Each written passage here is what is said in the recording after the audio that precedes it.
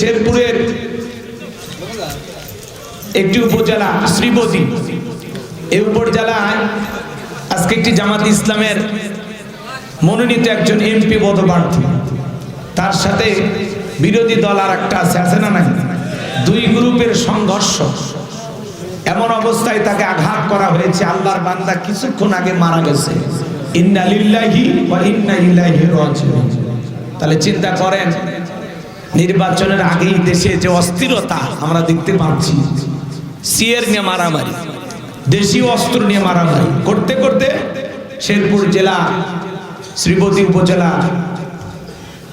এই থানার যিনি জামাত মনোনীত এমপি পদপ্রার্থী, তিনি আশঙ্কাজনক অবস্থায় হাসপাতালে ভর্তি।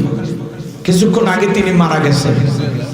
আল্লাহর কাছে দোয়া করি, আল্লাহ যেন তার গোলামকে মাফ করে দেন, তাকে শহীদ হিসেবে কবুল করেন। জোরে বলেন আমিন। কিন্তু যারা হত্যা করলেন, যেই দলেরই হন আপনারা, জাতি আপনাদেরকে চিনে রাখবে। কথা বলেন ঠিক কিনা? এত বাড়াবাড়ি ঠিক না, কথা বলেন না কেন? যত বাড়বেন তত মরবেন। এই পৃথিবীর জমিনে কেউ কাউকে হত্যা করে শান্তিতে থাকতে পারে? জোরে বলেন পারে? ওই যে কথায় আছে, কার জন্য গর্ত করে, নিজের গর্ত নিজেই করে। আপনি কাউকে হত্যা করে, তার স্ত্রীকে বিধবা করে, তার সন্তানকে এতিম করে আপনি মনে করেন আপনি ভালো থাকবেন? একদিন আল্লাহ আপনার স্ত্রীকে বিধবা বানাবে, আপনার সন্তানকে এতিম বানাবে, আপনার জীবনের পরিণতি এইরকম হবে। কথা বলেন ঠিক না? এই জন্য আসুন আমরা মানুষ হওয়ার চেষ্টা করি। তাহলে মানুষ হয়ে যারা মানুষকে পিটিয়ে হত্যা করে, আঘাত করে বিদায় করে দেয়, এরা মানুষ না, এরা পশু। কথা বলেন ঠিক? যারা মানুষ হয়ে ধর্ষণ করে, এরা কি? পশু। তার মানে মনে রাখবেন, মানুষের পেট থেকে জন্ম নিলে এটা মানুষের বাচ্চা হয় না, ওকে মানুষের মতো মানুষ হিসেবে গড়ে তোলা লাগে। এই জন্য আল্লাহ বলেন উলাইকা কাল আনআম বাল হুম আদল। কিছু কিছু মানুষ আছে যারা চতুষ্পা জন্তু জানোয়ারের চাইতেও নিকৃষ্ট। কথা বলেন ঠিক কিনা? যারা শরীফ ওসমান হাদি ভাইকে হত্যা করে বিদায় করে দিয়েছে, কি মনে করেন যারা হত্যা করছে ওরা জিতে গেছে? যারে মারছে আমার ভাই হাদি জিতে গেছে, কিন্তু যে মারছে তার কপাল পুড়ছে। কথা বলেন ঠিক কিনা? ওরা একদিন এইভাবে বিদায় নিবে। কাউকে হত্যা করে, কাউকে পৃথিবী থেকে সরিয়ে দিয়ে আপনি শান্তিতে থাকতে পারবেন না। কেউ একজন আপনাকে সরিয়ে দেওয়ার জন্য আল্লাহ রেডি করে রাখবে।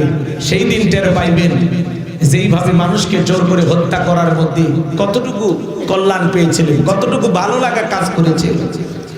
আল্লাহ যেন ওই সমস্ত মানবরূপী পশুদেরকে হেদায়েত দান করেন। আর একটু জোরে করে আমিন। তাহলে আপনি কি আদর্শ মানুষ হতে চান? সন্তানকে আদর্শ সন্তান হিসেবে গড়ে তুলতে চান? তাহলে আজকের আলোচনাটা আপনাদেরকে মন দিয়ে শোনা লাগবে, তাহলে সমাজের মানুষগুলো মানুষ হবে ইনশাআল্লাহ। সূরার নাম লোকমান। লোকমানে হাকিম কোন নবী ছিলেন না, রাসূলও ছিলেন না, ছিলেন একজন জ্ঞানী ব্যক্তি। আল্লাহু আকবার। সম্মানিত ভাইয়েরা আমার, লোকমানে হাকিমের চেহারা ছিল কালো, অন্তর ছিল ভালো, তার জবানের কথাগুলো আল্লাহ তাআলার দরবারে পছন্দ হলো। এই জন্য আল্লাহ রাব্বুল আলামিন তার কথাগুলোকে কোট করে কোরআনুল কারীমের ভিতরে তার নামে একটি সূরা নাজিল করলো। বলুন আল্লাহু আকবার। জমিনের একজন সাধারণ বান্দা, মানুষটা দেখতে খাটো ছিলেন, খুব বেশি লম্বা ছিলেন না, ঠোঁটগুলো ছিল মোটা। সেই মানুষটার জবানের কথাগুলো আল্লাহ তাআলার কাছে এতটাই পছন্দ হলো যে লোকমানে হাকিমকে আল্লাহ রাব্বুল আলামিন স্মরণীয় করে রেখে দিলেন। বলুন আল্লাহু আকবার। এই লোকমানে হাকিম ছিল একজন রাখাল কৃতদাস, মানুষের বাড়িতে ছাগল চরানোর কাজ করত। এর ফাঁকে মাঠে ময়দানে দাঁড়িয়ে আলোচনা শুরু করতেন, ওয়াজ করা শুরু করতেন। তারা বয়ান শোনার জন্য হাজার হাজার মানুষ চতুর্দিক দিয়ে জমা হইতো। বলুন আল্লাহু আকবার। সেই লোকমানে হাকিমের কথা আজকে আমরা আলোচনা করব। জবান ছেড়ে সবাই একটু মহব্বতে আমার সঙ্গে তেলাওয়াত করুন। আউযু বিল্লাহি মিনাশ শাইতানির রাজিম। বিসমিল্লাহির রাহমানির রাহিম। বিতাড়িত মুরতাদ শয়তানের কাছ থেকে আল্লাহ পাকের কাছে আশ্রয় প্রার্থনা চাচ্ছি। পরম করে অসীম দয়ালু আল্লাহ তাআলা নামে শুরু করছি। ওয়ালাকাদ আতাইনা লুকমানাল হিকমাতা আনিশকুর লিল্লাহ ওয়া মান ইয়াশকুর ফাইন্নামা ইয়াশকুরু লিনাফসিহি ওয়া মান কাফারা ফাইন্নাল্লাহা গনিয়্যুন হামিদ।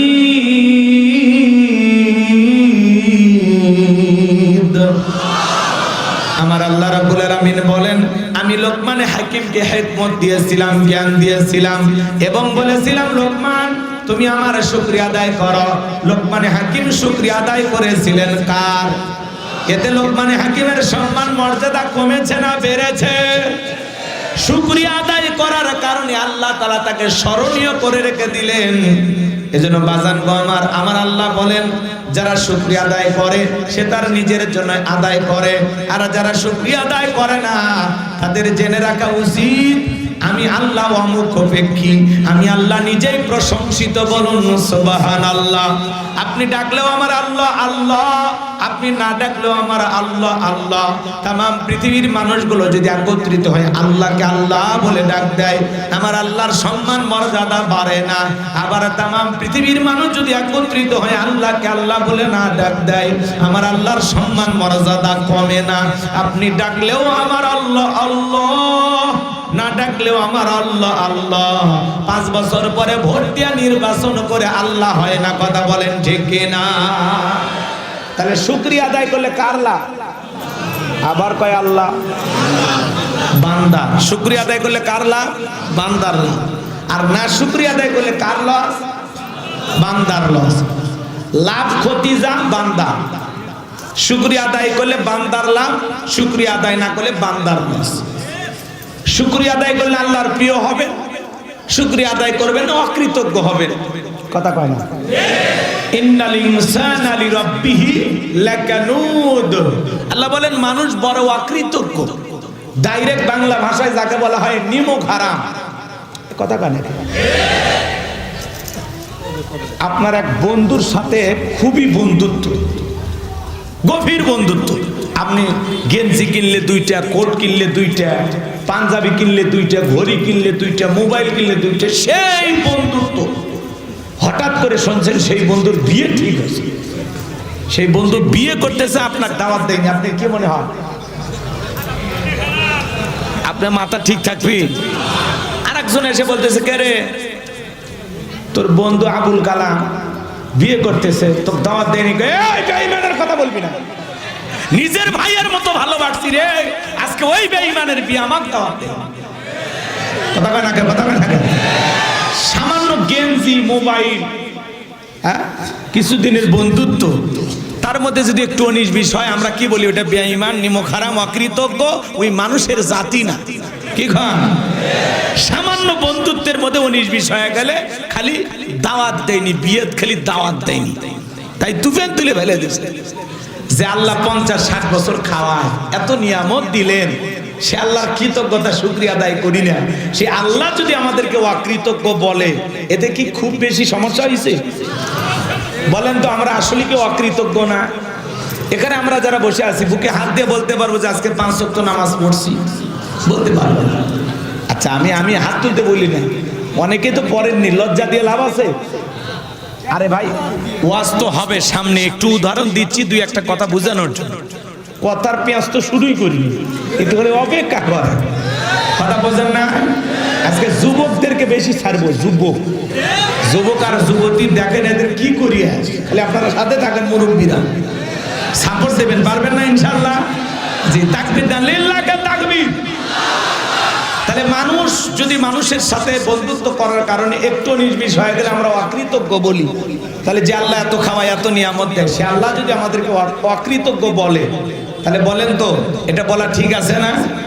তাহলে আমরা কি অকৃতজ্ঞ হব না কৃতজ্ঞ হব? শুকরিয়া আদায় করবো কার? সুখে থাকি আর দুঃখে থাকি সবসময় প্রশংসা হবে কার? এটা আমার দিক থাকেন। কেন আল্লাহ শুকরিয়া আদায় করবেন না? এটা হলো প্রশ্ন। জন্মের সময় আপনি আমি যখন পৃথিবীতে আসছিলাম মায়ের পেট থেকে, বলেন তো বাজান আমাদের শরীরে কোনো পোশাক ছিল?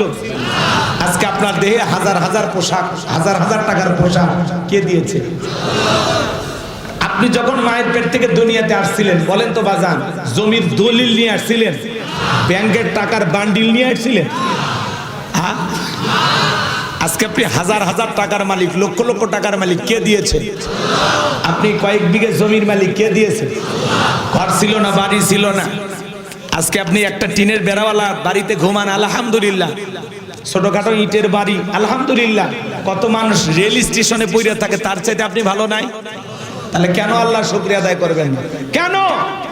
ভালো করে বোঝার চেষ্টা করবেন বাজান, কেন আল্লাহর শুকরিয়া আদায় করবেন না? পারস্যের কবি শেখ সাদি রহমতুল্লাহ আলাই, পায়ের মধ্যে জুতা নাই, মনটা বড় খারাপ, ডেকে বলে আল্লাহ আমি এত বড় কবি আর আমার পায়ে এক জোড়া স্যান্ডেল নাই। পথ চলতে চলতে তাকায় দেখে আল্লাহর এমন একজন বান্দা জমিনের উপরে বসে আছে যার দুইটা পা নাই। সিজদায় লুটিয়ে বললেন, চোখের পানি ছেড়ে দিয়ে কাঁদলেন আর ডেকে বলেন আল্লাহ এই জমিনে তোমার এমন বান্দা আছে যার দুইটা পাই নাই আর আমার স্যান্ডেল আমি মন খারাপ করেছি। এই কথা বলে সিজদায় লুটিয়ে পড়ে চোখের পানি ছেড়ে দিয়ে কাঁদলেন আর ডেকে বলেন আল্লাহ তুমি আমারে মাফ করে দিও, আমি বড় অকৃতজ্ঞ হয়ে গেছি।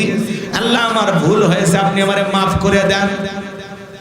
চিন্তা করেন বাজান, এই পৃথিবীর জমিনে কত রকমের মানুষ আপনি দেখতে পান, দুইটা পা অচল, দুইটা পা অচল, আপনি তারে ল্যাংড়া বলেন, দুইটা হাত অচল, লুলা বলেন, কথা বলেন।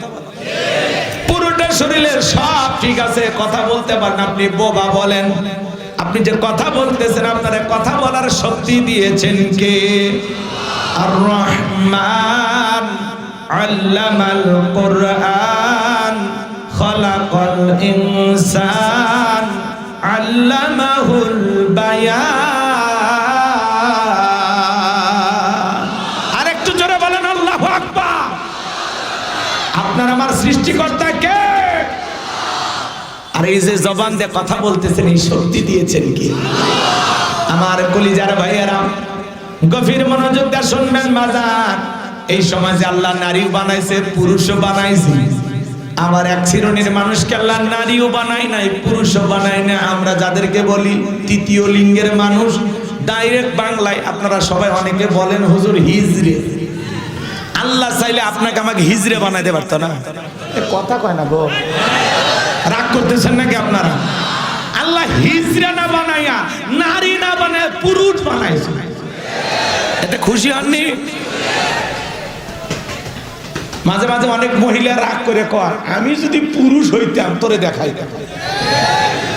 আবার আমরা অনেকে রাগ করে বলি যে পুরুষ না হয় নারী হলে তোরে দেখাইতাম সংসার কেমনে করা।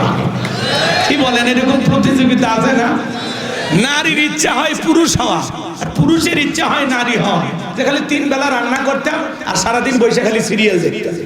কি সুখ, হ্যাঁ পোলাপান দেখতে কি খুশি আছে, ওরা করছে হুজুর ঠিকই বলছে। তোমরা কি মহিলা হওয়ার লক্ষণ নাকি? এত খুশি হয়েছো কেন? পুরুষ মানে বোঝো, হ্যাঁ পুরুষ রাজত্ব করার,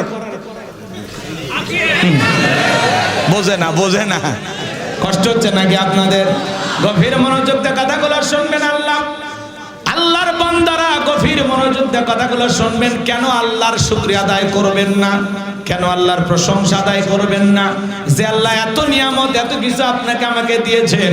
কত মানুষ কাগজের তৈরি করা ঘর বাড়ি বানায়, সেখানে যা ঘুমায়, তার চাইতে গিয়ে আল্লাহ আপনাকে ভালো রাখে নাই। কেন আল্লাহর শুকরিয়া আদায় করবেন না বাজার? আমি কুড়িগ্রাম জেলায় একবার ওয়াজ করতে গেছিলাম। আমার আগে একজন অন্ধ হাফেজ সাহেব ওয়াজ করতেছিল। একসাথে যখন খাওয়া দাওয়া করতেছিলাম, হঠাৎ করে বিদ্যুৎ চলে গেল। আমি বললাম ভাই তাড়াতাড়ি আলোর ব্যবস্থা করেন। অন্ধ হাফেজ সাহেব হাতটা ধরে বলে হুজুর 52 বছর হয়ে গেল আমার চোখে কোনো আলো নাই। ও হুজুর আমার মা দেখতে কেমন আমি জানি না, আমার বাবা দেখতে কেমন আমি জানি না। আমার মা বাবা আমার বিবাহের ব্যবস্থা করেছিলেন, আমার স্ত্রী দেখতে কেমন আমি জানি না। আল্লাহ অনেকগুলো ছেলে দিয়েছে, মেয়ে দিয়েছে, ছেলের চেহারা গুলো কেমন জানি না, মেয়েদের চেহারা কেমন আমি জানি না। ও হুজুর এই পৃথিবীর জমিনে আল্লাহ আমার চোখের আলো দেয় না, আমি মন খারাপ করি নাই। যেদিন আল্লাহ তাআলা আমার চোখের আলো ফেরা দেবে, ওই দিন যেন চোখের আলো পাইয়া সর্বপ্রথম আমি আমার মালিক আল্লাহকে দেখতে পাই। বলুন আল্লাহু আকবার। একটা অন্ধ ব্যক্তির সান্ত্বনাটা কোথায়? আল্লাহ আপনার পা থেকে মাথা পর্যন্ত দেহের ভিতরে কোটি কোটি টাকার নিয়ামত দিয়েছেন। পৃথিবীর কোন দোকানে এরকম একটা চোখ কোটি টাকা দিয়ে কিনতে পাবেন না, হাতের একটা আঙ্গুল কিনতে পাবেন না। এই জন্য বাজার হিসাব করে দেখেন, আল্লাহ দেহের ভিতরে এত নিয়ামত দিয়েছেন, মৃত্যু পর্যন্ত সিজদায় পড়ে থাকলেও আল্লাহর শুকরিয়া আদায় করে শেষ হবে না। কথা বলেন ঠিক কিনা? এই জন্য সবসময় প্রশংসা হবে কার? আর আপনাকে জিজ্ঞাসা করা হলে ভাই কেমন আছেন, আপনারা সবাই কেমন আছেন? জিজ্ঞাসা করলে ভাই কেমন আছে, ভাই হুজুর গরিবের থাকা না থাকা আমার জীবন হুজুর কোনো মতে যাচ্ছে, বেঁচে আছি আর কি। এ আসি আর আলহামদুলিল্লাহ। শাহজাদপুর, সলঙ্গা, তারাস, রায়গঞ্জ, কথা কয় না, রাগ করছেন? সব থানা ঘুরে আসে, রোড পার হয়ে এই কৈজুরি দেশে করছে আলহামদুলিল্লাহ। আপনাকে যখন জিজ্ঞাসা করতে ভাই কেমন আছেন, ডাইরেক্ট কোনো কথা না, আলহামদুলিল্লাহ। সুখে থাকি আর দুঃখে থাকি, ভালো থাকি আর মন্দ থাকি, খেয়ে থাকি আর না খেয়ে থাকি, সব সময় জবানে প্রশংসা হবে আলহামদুলিল্লাহ। আল্লাহ ভালো রাখছে, তবু মধ্যে আলহামদুলিল্লাহ বের হয় না। আপনি কোথাকুতি শুরু করছেন। হ্যাঁ,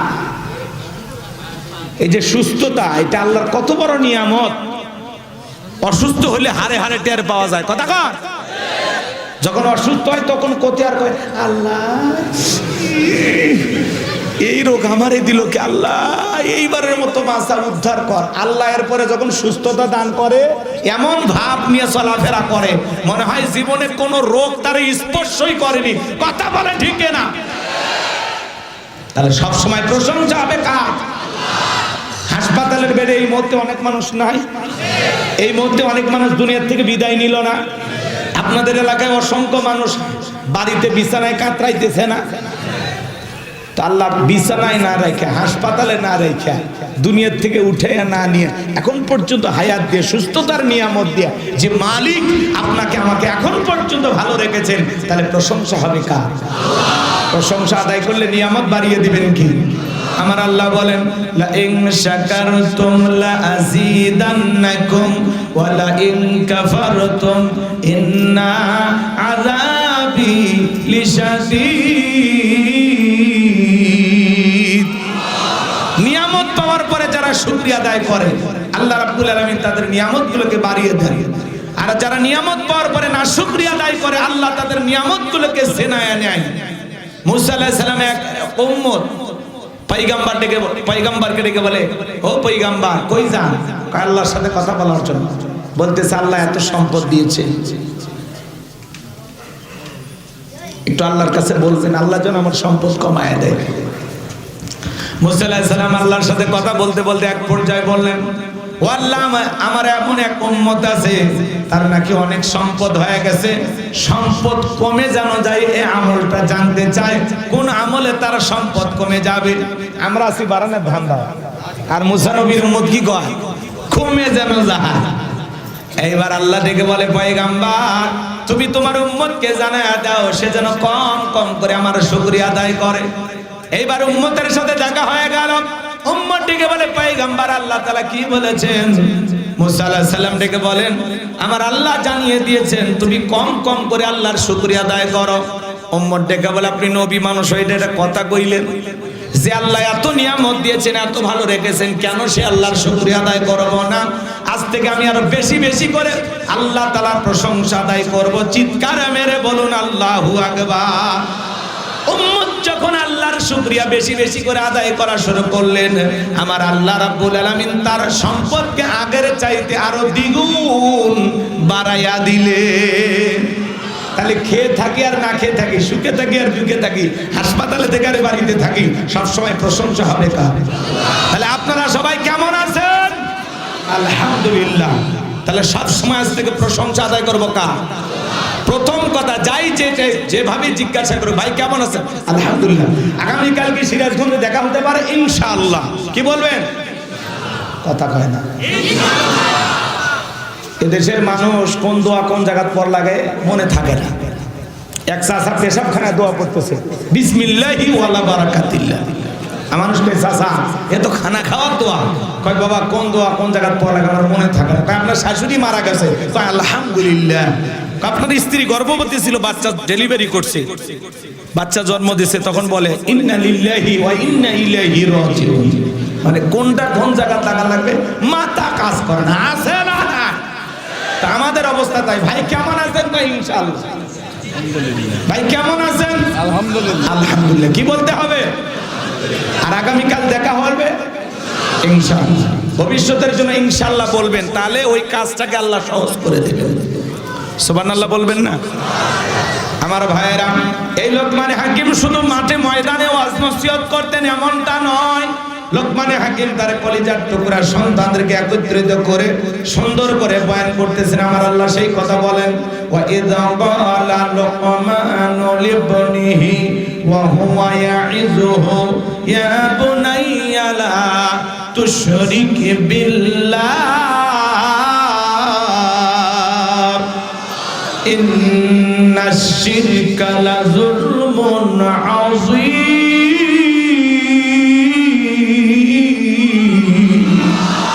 আমার আল্লাহ রাব্বুল আলামিন বলেন, স্মরণ করো লোকমান হাকিমের কথা। যখন লোকমান হাকিম তার কলিজার টুকরা সন্তানদেরকে একত্রিত করে বলতেছেন, ইয়া বুনাইয়া, হে আমার বৎস, হে আমার কলিজার টুকরা সন্তান, হে আমার হৃদয়ের স্পন্দন। সন্তানকে আদর করে ডাকা লাগবে, কত সুন্দর করে ডাকা লাগবে। আল্লাহর কোরআন আপনাকে শেখাচ্ছে। সুবহানাল্লাহ বল। আর আপনি ডাক দেন, এ বলছো এদিকে আয়। আছে না? ডাকার সাইজ দেখছেন? আচ্ছা, কোন মাহফিলে যা শুনছেন, এখন আপনাদের সামনে ওয়াজ করবেন হযরত মাওলানা বল্টু সাহেব। কোন এলাকার এমপি হয়েছে বল্টু? হ্যাঁ, এই বল্টুটা জীবনে কিছু করতে পারে? প্রত্যেকটা অভিভাবক এখানে আছেন, বলেন তো